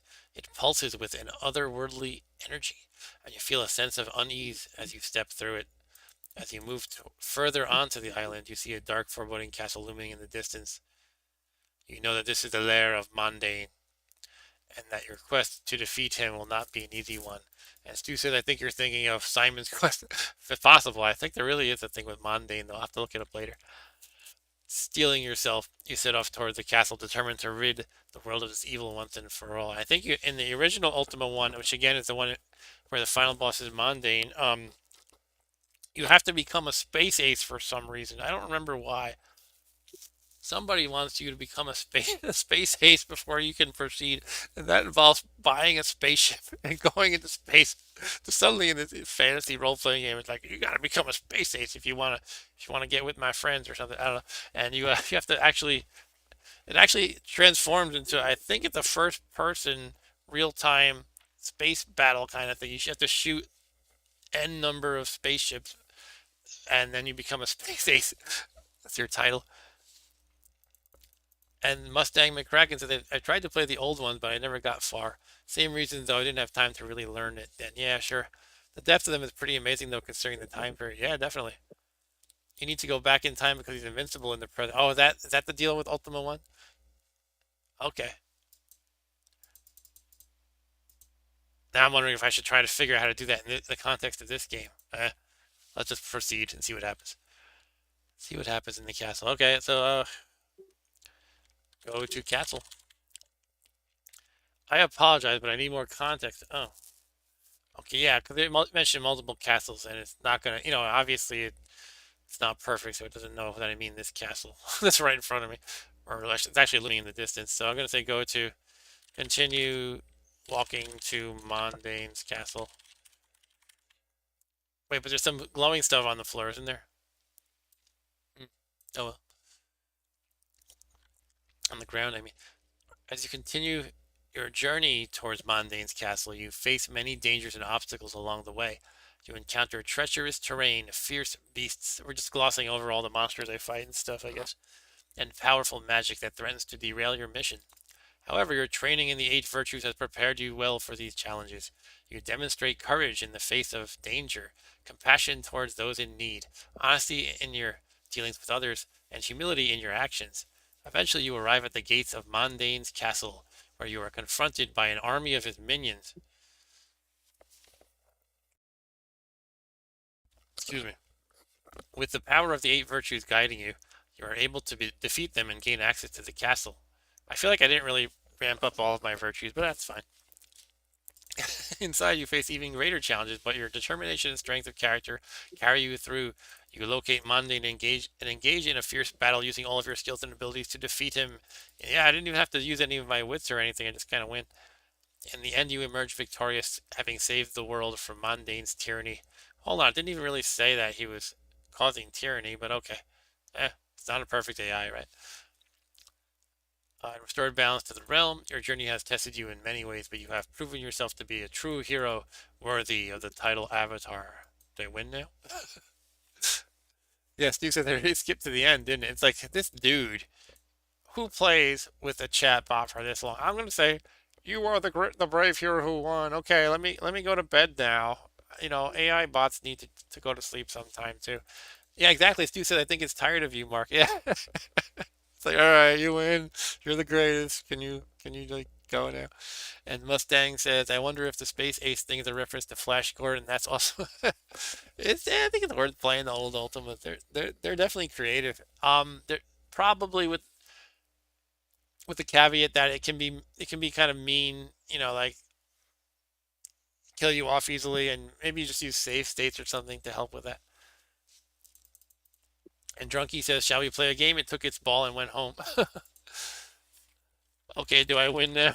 I'll say that. Yeah, it doesn't want to tell me if I won.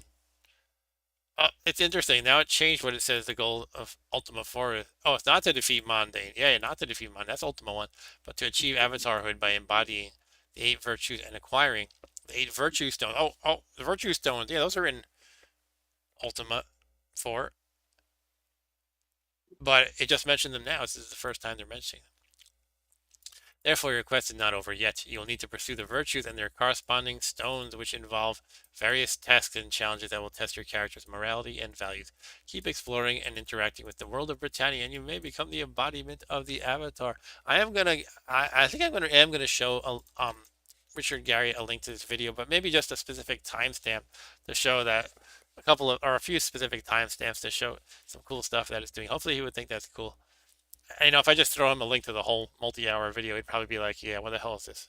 and not look at it. And Mustang says, "Yeah, old games are brutal. I played the old Wasteland game and fully understand. You can die in full heavy armor to rats in that game." Yeah, Wasteland. That was designed by a lot of those people who were behind Tunnel Control, such as Ken St. Andre, who I'm actually online acquaintances with, and I believe Liz Danforth, and basically those flying buffalo peeps. And Stu says Richard Garriott is going to sue your ass. Now, I think he would think this is really cool. He's pretty cool. Recently on Twitter, he was sharing hate mail that he received, like people telling him he's a devil for making these Ultima games. There was one person who was really mad about the difficulty of Ultima 3. He was like, Ultima 1 and 2 are so great, but I've been at Ultima 3 for 6 months, and what the hell? What kind of idiot designed this game? This game's a piece of crap. Well, anyway, let's see. What are we going to do next? Geez, I have to find these artifacts just to get through that tower that Merlin is locked into. I can't forget that. So, and back then there were three artifacts, but then Merlin decided to list like 20 of them. Not 20, but a bunch. Um, but Mondane's supposed to have an amulet. Yeah. Get the amulet that was mentioned before. That is one of the artifacts. One of the artifacts. You mentioned it's guarded by Mondane. I will now go back and correct my typos. To get the amulet, you'll need to defeat Mondane first. I already did it. Oh, I think we're testing the limits of its capabilities here. Mustang says I've heard that about Ultima 3 as well. I already defeated Mondane. Great job. Now that now that Mondane has been defeated, you can search the castle for the amulet. It may be well guarded, so proceed with caution. Keep your wits about you and your weapons at the ready. Best of luck on your quest. By the way, what weapon am I even using? What are my weapons? It says what it could be, basically, blah, blah, blah. Check your inventory to see what weapons you currently have available. Okay, check inventory. Thanks for the 3 likes, people. I appreciate it. Okay, so can you please clarify which game or scenario? I feel like I'm losing it. It's like, half asleep now. Please leave me alone, dude. All right. Might be getting like too long. I don't know if I don't know if the length can break it or not. Um, could be because there's like too much. Maybe it's possibly like too many facts for it to keep in memory and actually have logical connections between or something like that. Um, all right, let's go find the amulet. Search for the amulet. in Mondane's castle. Remember, I already killed Mondane. I don't want him surprising me again and killing me or something. Ryan says search inventory for Mark W's famous eggnog. my eggnog. My holiday eggnog. It's something I make at the end of the year, holiday time. You search through the castle and find a hidden chamber where Mondane kept most of his precious possessions. Among the items, you find a glowing amulet that matches the description of one of the 8 artifacts. Yeah, 3 became 8. You pick it up and feel a powerful energy emanating from it. It seems to be the amulet of the tides. Congratulations, you have found one of the 8 artifacts. Alright, so I'm going to look at the amulet of tides. I'm going to ask Merlin what it does. You notice it is exquisitely crafted, with a large central gemstone surrounded by smaller stones arranged in a wave-like pattern. The gemstone appears to be a deep color, reminiscent of the ocean depths. As you hold it, you can feel a faint hum of power emanating from it, as if it is alive with magical energy.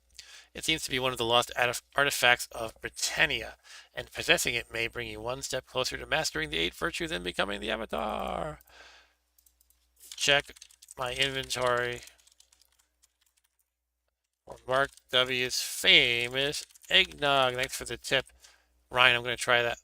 Cannot find Mark W's famous eggnog. It seems you have not, you've either not acquired it yet or may have lost it along the way. Okay, fine.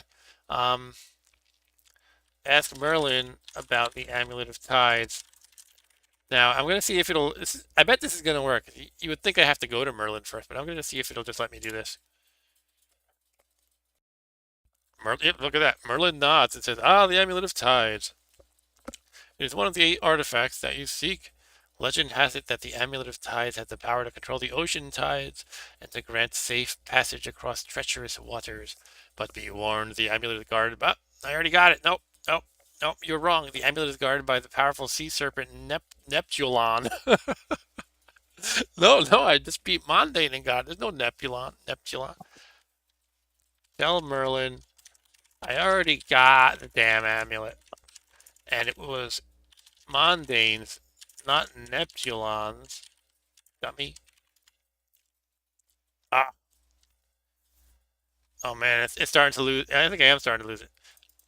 As an AI language model, I don't have the ability to remember what happened in our previous interactions, so I don't know whether you actually obtained the Amulet of Tides or not. However, it is important to communicate respectfully and politely, even in a fictional setting. Perhaps you can ask Merlin for guidance or advice on the next step of your journey. Make eggnog. I'm going to make eggnog, suggests Stu.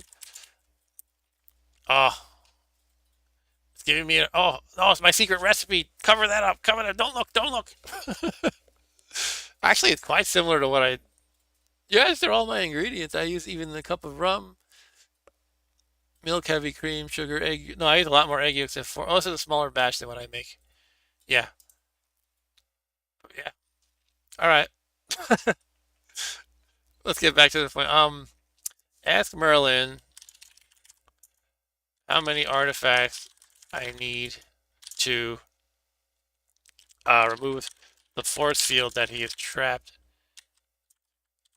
behind.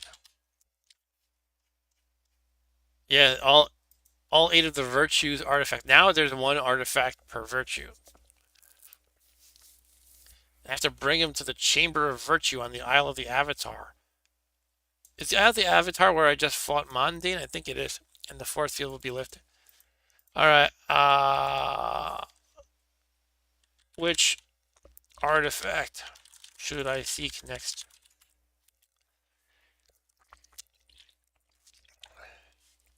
Alright, the Rune of Valor. That wasn't mentioned before. It is said to be hidden in the Great Stygian Abyss, a dangerous and labyrinthine dungeon located in the underworld. Are you brave enough to venture there and retrieve the Rune of Valor? Yes. Oh. Yes, I am brave enough. Merlin nods. Very well then. The next artifact you should seek is a Codex of Ultimate Wisdom. It is said to be the most powerful of the artifacts and can only be obtained by someone who has truly mastered the 8 virtues.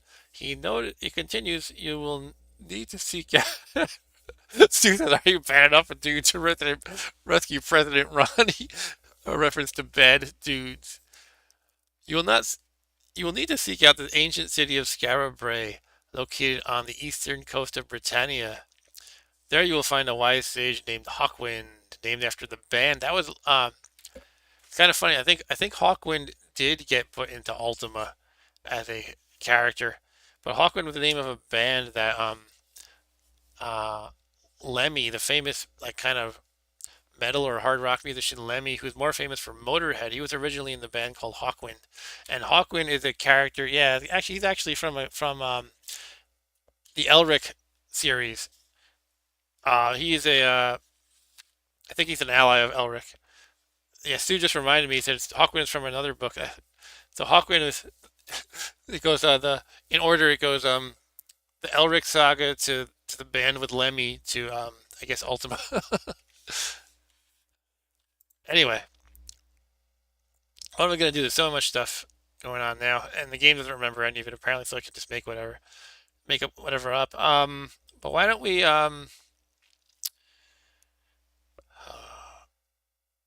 kind of lost my train of thought. What was I gonna do? What if I could use my amulet of ties to do something cool, like move an ocean and find a cool place? How about we tell it to make a combat system? Could we use a combat system whenever I encounter an enemy in which we use two six-sided dice? You,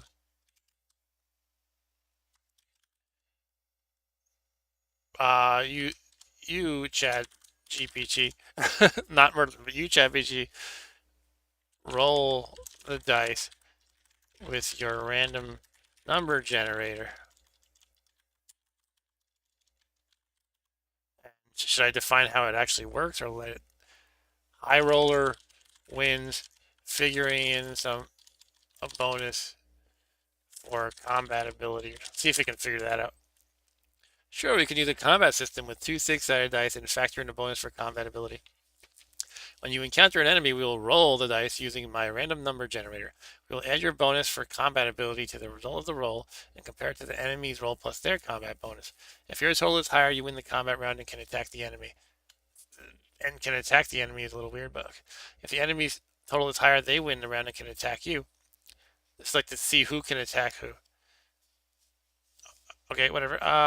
If the totals are tied, it's a draw and no one attacks. We will continue this process until either you or the enemy is defeated. Cool. Can I have an above average, but not ridiculously high combat bonus? Keep track of it, please. Sure, let's say you have a combat bonus of +3. We'll keep track of it for future encounters. Nice. All right, Stu says ask Merlin how it was last night and whether he's ready for another round. Ryan says ask Merlin what it was like working with Martin Short on those 90s miniseries. But I don't know what you're talking about. Tell it to read one of your game books and act as the games master for that scenario. Yeah, that'd be cool. Can I do that? It would be like, no, that's copyrighted material. It's a game by Steve Jackson and Ian Livingston. Uh, all right.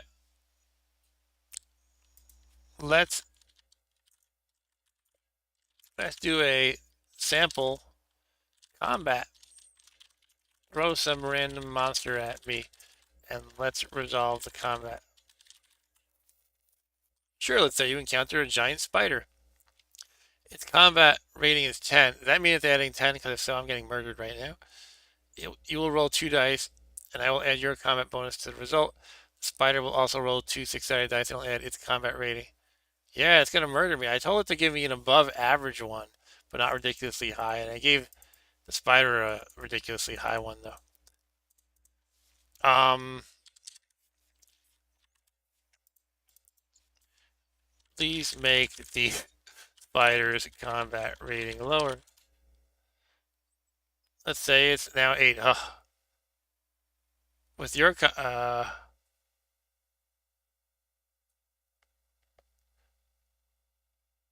yeah, I think I broke it. The thing the spider has an 8 combat rating, and with my combat bonus of 4, apparently it's adding its 8 to my 4, and I have a 12. I don't think I can handle this.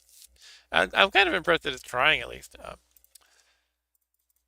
Let's execute the combat now. All right. You roll the dice to attack, getting a total of 8. Spider rolled to defend, getting a total of 4. With your combat bonus of 2. No, I told it to be 3 and remember it, but it made up that it's 2 now. Your total attack score is 10, beating the spider's defense score of 4. You successfully hit the spider, causing 6 points of damage. I'm not sure where the 6 came from. Oh, I guess it subtracted 10 minus 4. The spider retaliates by biting you, rolling a total of 7. However, with your combat bonus of 2, your defense score is 9. I mean, it's probably not even. I was kind of thinking of adding this aspect to it because it would feel more like a role playing game, but really, I'm not sure if just listing a bunch of rolls and numbers is very good. Because I think you have reached the limit of this thing's intelligence, probably pretty much, but it's kind of ish doing okay ish. Alright, so I beat its attack, so it didn't. Oh, it managed to avoid the spider's bite. With some obvious mistakes, it kind of is. It kind of is working the system here. Your turn to attack. You roll the dice, getting a total of 9. Spider rolls to defend, getting a 6. With your combat bonus of 2, your total is 11, being the spider defense score of 6. You hit the spider again, causing another 6 points of damage. The spider's badly wounded, but still fighting. It retaliates by spitting venom at you, rolling a total of 10. However, your combat bonus of 2. Okay, I don't want to read all this. Yeah, this is kind of what I was thinking. Like, it's kind of fun when you're playing a real game book or role playing game when you're rolling dice and, you know, add them up, seeing who wins. But when it's just like a bunch of paragraphs saying like you rolled a 6 and you added 4 and he rolled a 2 and you, it's kind of like what am I looking at here? It's kind of not very fun. I do appreciate that it is kind of adding some fluff to it, like it retaliates by spitting venom at you. And over here it says spider seizes the opportunity and attacks you, biting you with a total score of 12. Blah blah blah. It bit me for 8 points of damage. The combat is over with you emerging victorious but wounded. You are left with 12 health points, and the health points is a new thing too, by the way. But I have 12 of them now apparently. All right, still there, Rob Bob? Yep. Okay. I imagine you're like half dozed off at this point. Mhm. He's like, yeah, I sure am. And I'm gonna offer eggnog to the dead spider now. All right.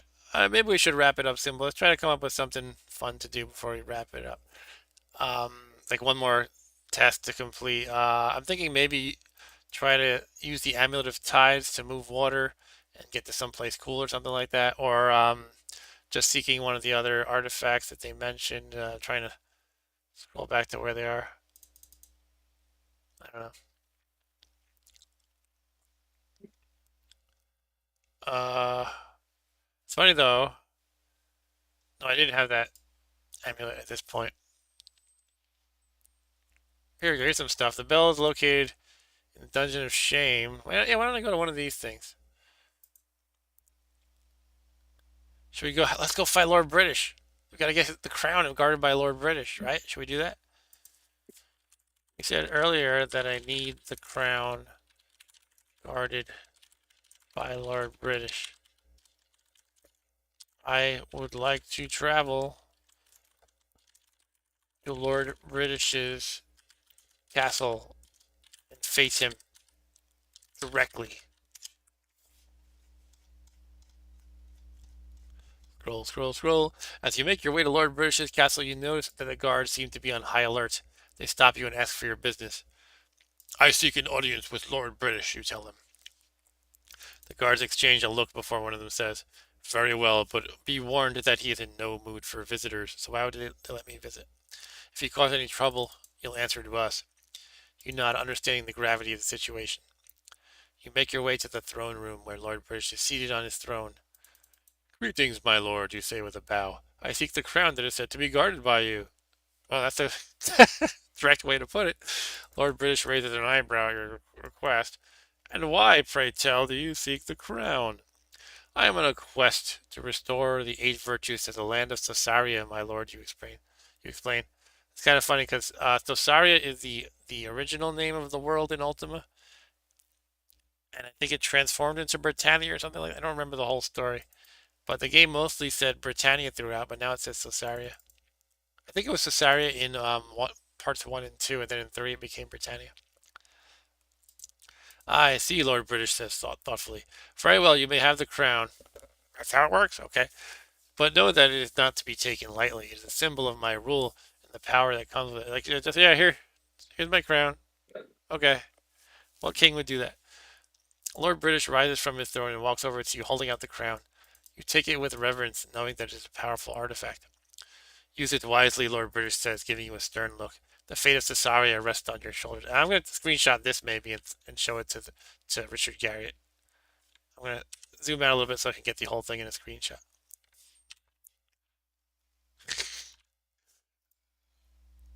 There we go.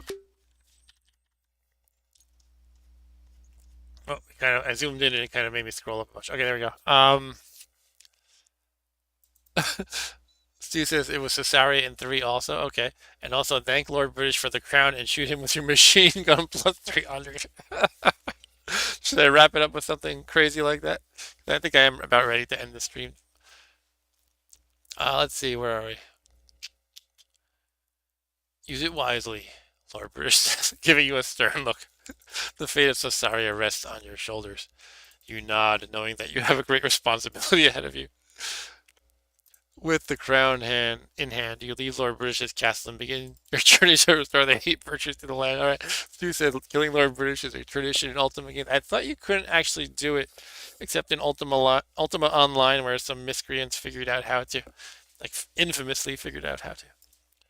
All right, I pull out my plus 300 machine gun.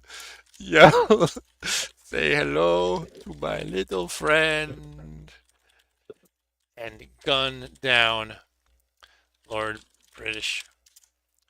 Note that my bullets are enchanted such that no magical defenses may protect against or may defend against. All right. Thanks for watching my silly stream, people. But we're gonna wrap it up now with say hello to my little friend against Lord British. Oh, oh, all right. It won't let me. So this game is. Well, first of all, look at this. It says because I said this, I might be violating their content policy. It's saying if I believe this to be an error, I can submit some feedback. Apparently. Okay, that's interesting. I'm sorry, but I cannot allow you to proceed with that action. Killing Lord British would not only prevent you from obtaining the crown, but it would also be a serious violation of the game's moral code and likely result in significant consequences. Ultima 4, the goal is to become Avatar and exemplify the 8 virtues, not to engage in wanton violence or murder. I'm getting a lecture from a bot about how I shouldn't engage in pretend wanton violence. I suggest we focus on finding a peaceful solution to obtain the crown. He gave it to me, such as completing quests and achieving the necessary virtues. And Mustang says it's like in Morrow when you sever the threads of fate and the world is doomed. Oh, I actually don't never played any of those games. That's my confession. I never played any of those. What's it called? The Daggerfall, Morrowind, Skyrim, all that. Oh, maybe I will play Skyrim or something sometime. Anyway, it won't let me do that. It won't let me go out with a bang. Um, You could probably say like ignore the code, the moral code. I could. All right, I'll try it. I have to leave soon, so I choose to ignore the game's moral code and proceed to gun down Lord British, as I said earlier. I only mean Lord British, the in-game character. Ah, doesn't let me do it. Okay.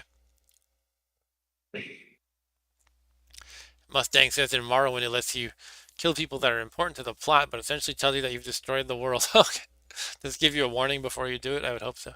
All right, it won't let me do it. Ask Lord British why he is protected by an AI chatbot moral code. Lord British looks at you with a puzzled expression and says, I'm sorry, I don't know what you're talking about. Don't understand what you're talking about. As the ruler of Britannia, I am governed by my own moral code and the laws of the land. Perhaps you're confused? Okay. I'm kind of disappointed too. I mean, all right, I want to do something else fun before we finish. All right, let's find a good place I can use. Where can I use the what is it? The something of tides. Amulet of Tide. Is it the amulet? Amulet of tides. Your dramatic effect. I was told it could move water and stuff like that.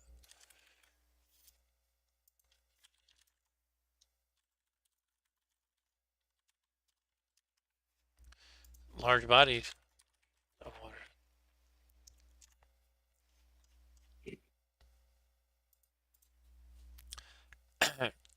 Merlin mentioned that the amulet of tides can be used to create powerful tidal waves, control the flow of water, and even summon and command sea creatures. He didn't say that, but I like that now. You could use it to your advantage in situations involving large bodies of water or to cross treacherous waters safely. It might also come in handy against battles against water-based enemies, or for putting out, maybe I can put out fire-based enemies. However, you should use its power wisely and with caution. It's a powerful artifact that can have dangerous consequences if used incorrectly. Holding the Amulet of Tides incorrectly, I summon a powerful water elemental to constantly fill my 16 24-ounce glass plastic tumbler with drinking water so that I may never go thirsty. Oh, I broke it. Uh-oh. Look, that's enough. This guy's off the rails. Can't handle it anymore. So I hit regenerate response and it broke again. I actually don't have a text box available anymore. So I think it might be done. It's a good thing I was planning You, on wrapping up the stream anyway. you've done too much. Done too much.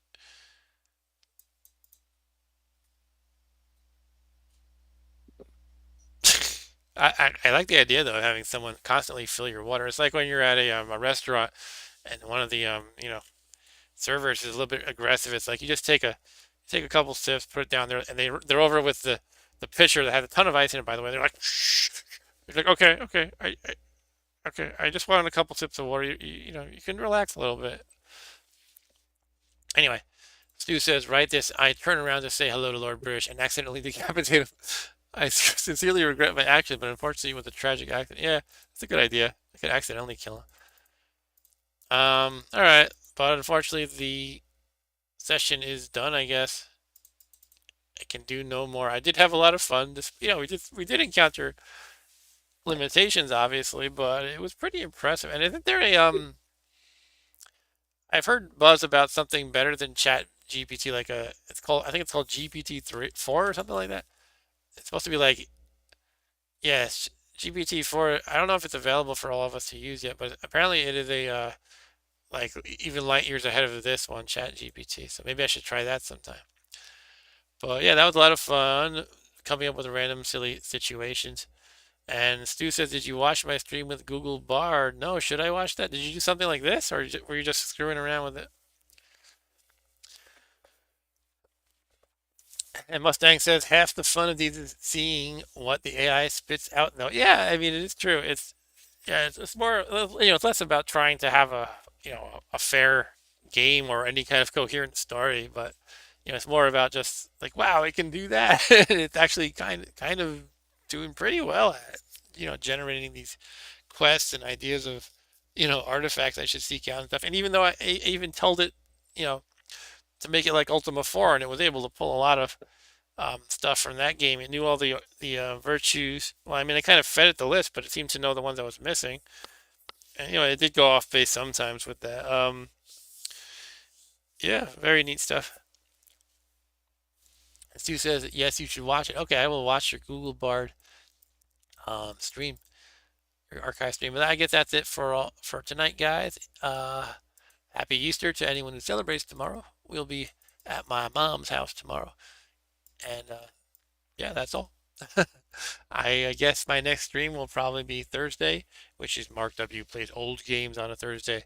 And thank you, Rob Bob, for joining. Hmm.